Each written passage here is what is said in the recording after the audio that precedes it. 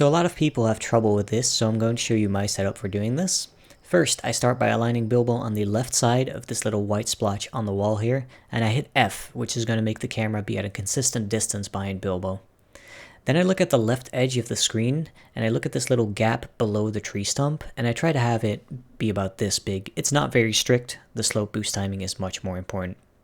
Then I slope boost, which I time for just after the peak of my jump, and I push Bilbo into the corner here for a consistent position. From there, I press F to have a consistent camera distance behind myself again, and I look at the background where you see this red line here, that's a white line in the background, and I try to align the right side of Bilbo's EXP bar with this.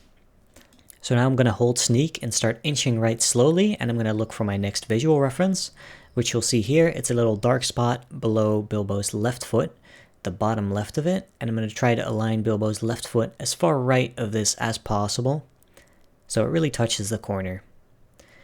From there on, I'm going to jump, and I'm going to start holding forward just before the peak of my jump, after which you'll clip in.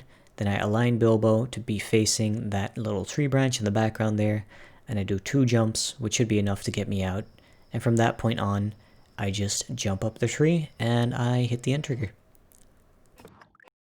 Now I'll show it at full speed while I emphasize some of the important things. It is really important you use the F key at this point and when you set up at this point, so your camera is a consistent distance behind yourself. Otherwise, your visual guides will not always line up.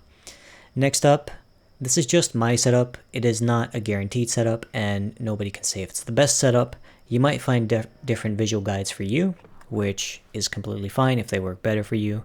With that said, I think this should be a good starting point to find your own visual references, and if you copy my setup straight up, that is completely fine too, as long as it works for you.